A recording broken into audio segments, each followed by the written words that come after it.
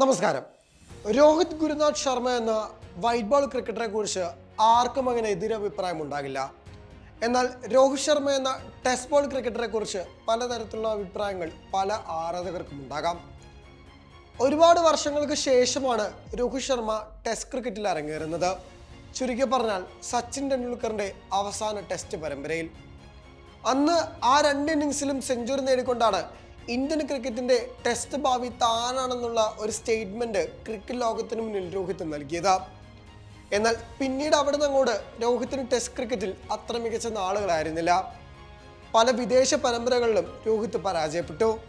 പിന്നീട് രോഹിത്തിന്റെ കയ്യിൽ നിന്നൊരു ടെസ്റ്റ് സെഞ്ചുറി പിറക്കുന്നത് 2017-ലാണ്. ഈ കാലയളവിലൊക്കെ ആ ഏകദിന ക്രിക്കറ്റിലും T20-യിലും സർവശക്തിയായി രോഹിത് മാറിയെങ്കിലും ടെസ്റ്റ് ക്രിക്കറ്റിൽ അതിൻ്റെ ഒരു അംശം പോലും ലഭിച്ചില്ല എന്നുള്ളതും വസ്തുതയാണ്. 2017 സെഞ്ചുറി നേടിയെങ്കിലും പിന്നീട് അങ്ങോട്ട് ടീമിൽ നിന്നും അകത്തും പുറത്തുമായി നിന്നു. എന്നാൽ 2019 ഒക്ടോബറിൽ നടന്ന സൗത്ത് ആഫ്രിക്കൻ പരമ്പരയിൽ രോഹിത്തിനെ ടെസ്റ്റിൽ ഓപ്പണറാക്കി കൺവേർട്ട് ചെയ്യുന്നു. ആ രണ്ട് ഇന്നിങ്സിലും സെഞ്ചുറി നേടിക്കൊണ്ടാണ് ടെസ്റ്റ് ക്രിക്കറ്റിലേക്ക് രോഹിത് മടങ്ങി വരവ് അറിയിക്കുന്നത്. പിന്നീട് കോവിഡ് അനന്തരം ആരംഭിച്ച വേൾഡ് ടെസ്റ്റ് ചാമ്പ്യൻഷിപ്പിന്റെ ആദ്യ രണ്ട് സൈക്കിളുകളിലും രോഹിത് മികച്ച റൺവേട്ടക്കാരനായി.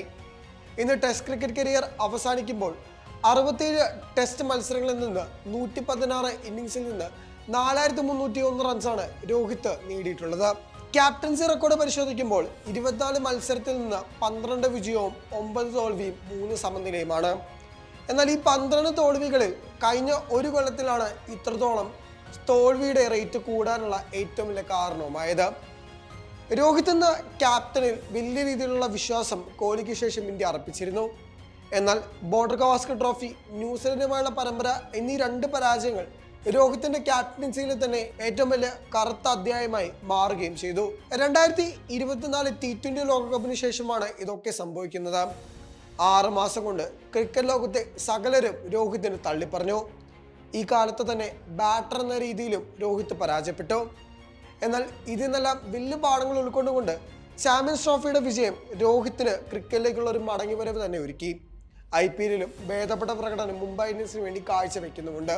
2006-7 കാലഘട്ടങ്ങളിൽ ആഭ്യന്തര ക്രിക്കറ്റ് കളിക്കുന്ന സമയത്ത് തന്നെ രോഹിത് ശർമ്മ ടെസ്റ്റ് ക്രിക്കറ്റിലും വലിയ താരമാകുമെന്ന് പലരും വിധിയെഴുതിയിരുന്നു.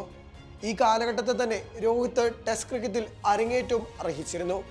എന്നാൽ അതിനുള്ള അവസരം വരുന്നത് പിന്നീട് 2013-ലാണെന്ന് മാത്രം. 2007-8 കാലഘട്ടത്തിൽ വൈറ്റ് ബോൾ കരിയർ ആരംഭിച്ച രോഹിത് ശർമ്മ പിന്നീട് സൂപ്പർ താരമായതിനു ശേഷമാണ് ടെസ്റ്റിലേക്ക് മടങ്ങി വരുന്നത്.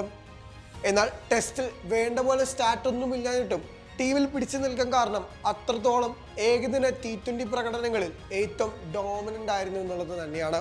ഗൗതം ഗംഭീർ എത്തിയ ശേഷം രോഹിത്തിന്റെ പ്ലാനിലും ഒരുപാട് വ്യത്യാസങ്ങളുണ്ട്. ഗംഭീർ കാണുന്ന പോലെയല്ല രോഹിത്തിനെ ടീം കാണുന്നത്.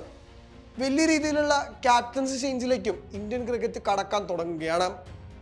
രോഹിത് ലക്ഷ്യമിടുന്നത് ഒരു അൺഫിനിഷ്ഡ് ബിസിനസ്സിലേക്ക് തന്നെയാണ്, അതായത് ഏകദിന ലോകകപ്പ്. ഇതോടുകൂടി ഏറ്റവും കൂടുതൽ വ്യക്തമാകുന്ന കാര്യം 2027 വേൾഡ് കപ്പ് തന്നെയാണ് രോഹിത് ശർമ്മ ലക്ഷ്യമിടുന്നത്. 2023 ഏകദിന ലോകകപ്പിന്റെ ഫൈനൽ പരാജയം ഒരു ക്രിക്കറ്റ് ആരാധകനും മറക്കാൻ ആഗ്രഹിക്കുന്നതല്ല. അതിൽ രോഹിത് ശർമ്മയുടെ വിക്കറ്റ് മത്സരത്തിൽ തന്നെ ഏറ്റവും നിർണായകമായിട്ടുള്ള ഘടകങ്ങളിൽ ഒന്നുകൂടിയാണ്. അതുകൊണ്ട് അദ്ദേഹം എന്ത് വില കൊടുത്തും ക്രിക്കറ്റിൽ നിന്നും വിരമിക്കൽ പ്രഖ്യാപിക്കുന്നത് ഏകദിന ലോകകപ്പിന്റെ വിജയത്തിലൂടെയാണെന്ന് തന്നെയാണ് ഇപ്പോൾ പുറത്തു വരുന്ന റിപ്പോർട്ടുകൾ. രോഹിത്തിന്റെ ടെസ്റ്റ് ക്രിക്കറ്റ് വിരമിക്കൽ ഒട്ടും അപ്രതീക്ഷിതമായിരുന്നില്ല. കഴിഞ്ഞ കുറച്ച് ദിവസങ്ങളായി രോഹിത് ശർമ്മയ്ക്ക് അപ്പുറം ഒരു ടെസ്റ്റ് ക്യാപ്റ്റനെ ഇന്ത്യ തേടുന്നുള്ള റിപ്പോർട്ടുകൾ പുറത്തു വന്നിരുന്നു.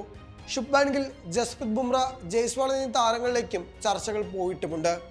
എന്നാൽ ഒരു ഇതിഹാസങ്ങളെ കൊണ്ടും രോഹിത് ശർമ്മ ടെസ്റ്റ് ക്രിക്കറ്റ് മതിയാക്കണമെന്ന് പറയിക്കുന്നതിന് മുമ്പ് വിരമിക്കൽ എന്ന് പറയുന്നത് അദ്ദേഹം ഏറ്റവും സെൽഫ് റെസ്പെക്ട് പോയിന്റിലെന്ന് മാത്രം.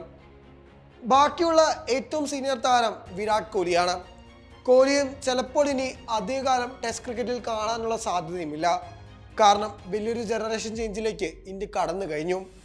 അതുകൊണ്ട് ആധുനിക ക്രിക്കറ്റിലെ ഇന്ത്യൻ ക്രിക്കറ്റ് കണ്ട ഏറ്റവും വലിയ രണ്ട് ഇതിഹാസങ്ങളുടെ ക്രിക്കറ്റ് കരിയറിന്റെ അവസാന ചാപ്റ്ററിലേക്കാണ് നാം കടക്കുന്നത്. ഇനി അവർക്ക് നേടാനുള്ളത് എക്സസ് വിജയങ്ങൾ മാത്രമാണ്.